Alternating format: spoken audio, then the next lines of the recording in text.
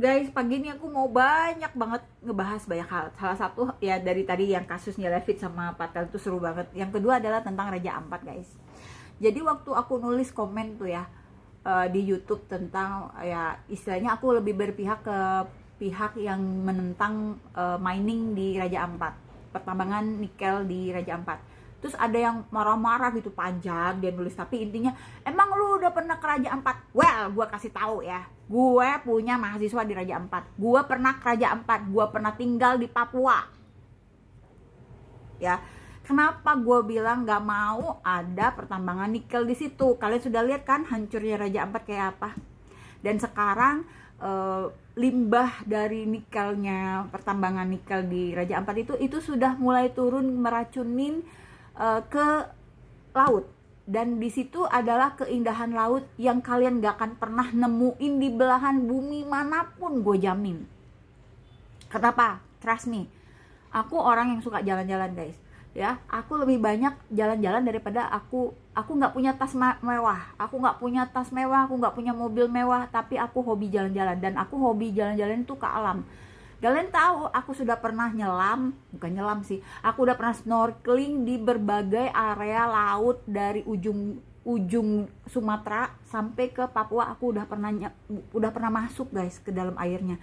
Tidak pernah ada keindahan seperti Tuhan menciptakan alam pertama kali itu kecuali di Raja Ampat. Aku sampai bilang, jangan mati kamu sebelum ke Raja Ampat. Dan itu akhirnya dijadiin judul buku oleh teman aku. Aku tulis, don't die before you go to Raja Ampat. Itu dijadiin judul bukunya teman aku tentang Raja Ampat, guys.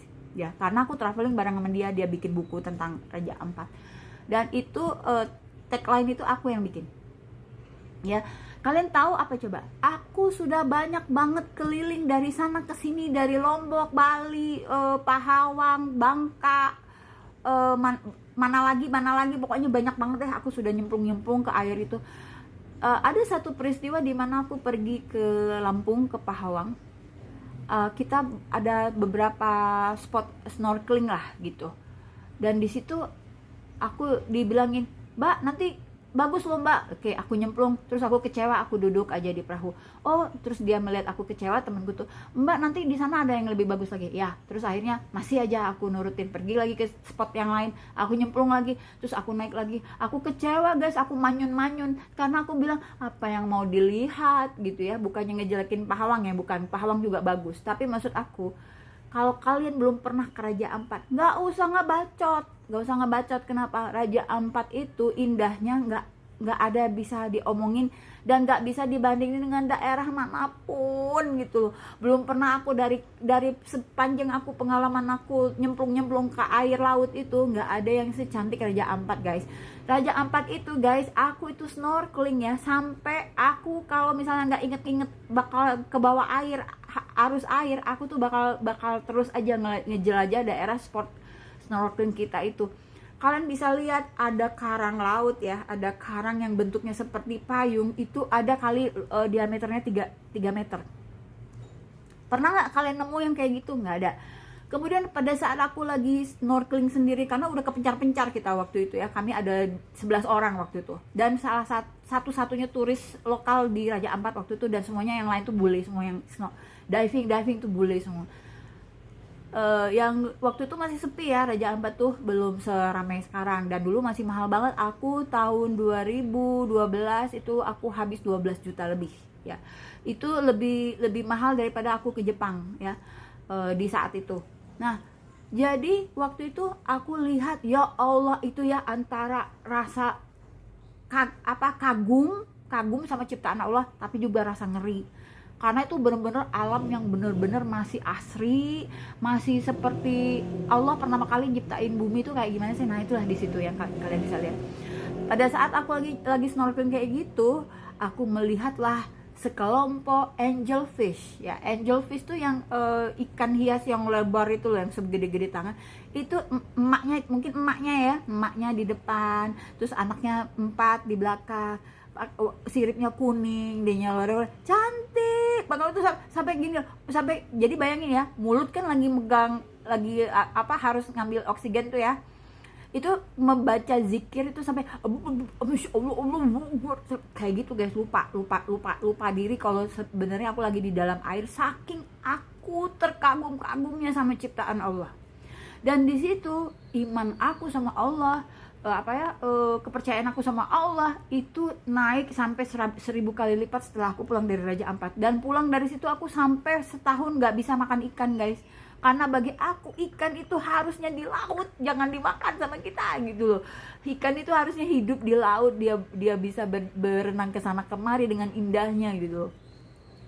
Dan satu lagi kalau nggak salah di daerah apa ya, lupa sih, udah lama banget, itu ada tempat penginapan yang kamu tuh bisa dikasih makan ikan laut.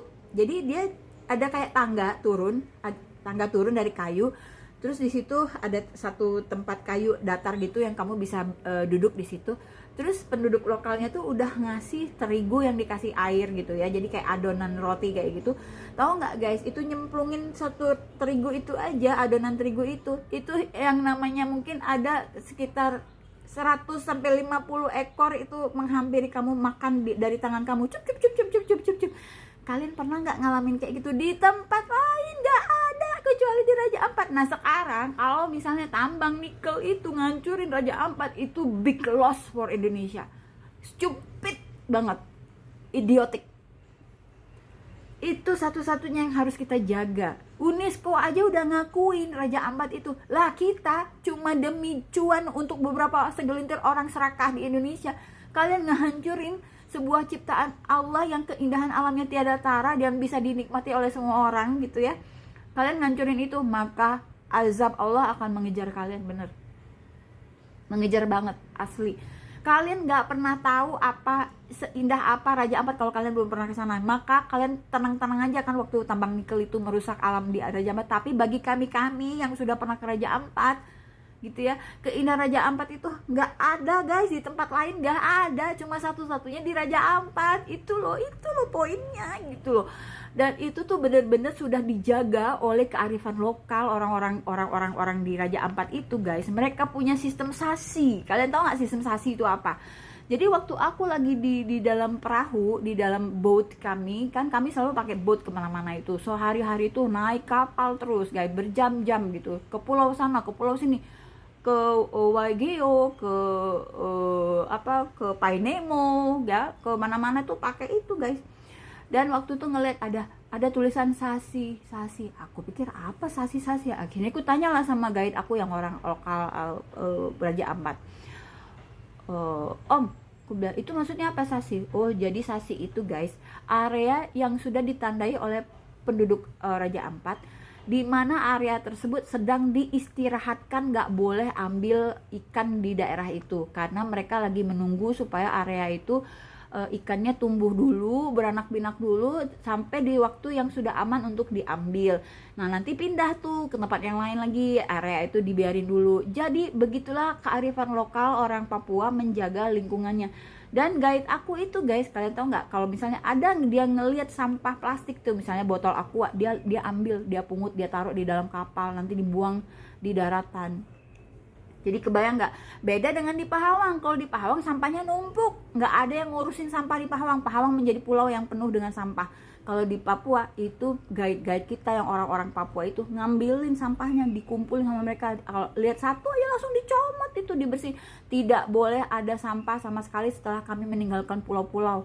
Mau makan nasi kuning segala macam, bungkus semua, sampah-sampahnya diangkut semua. Jadi nggak ngotorin pulaunya. Di pulaunya tuh bersih guys, bersih banget, dengan pasir putih yang indah gitu. Dan kita satu-satunya di pulau itu, jadi serasa kayak kita yang punya pulau gitu ya.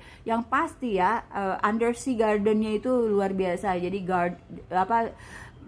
taman bawah lautnya itu, aduh ya Allah, pokoknya tolong selamatkan Raja Ampat ya. Jangan sampai Raja Ampat ikut-ikutan hancur seperti kota-kota lain. Dan ingat, tidak ada satupun bekas tambang di Indonesia itu yang bisa melakukan konsensi reservasi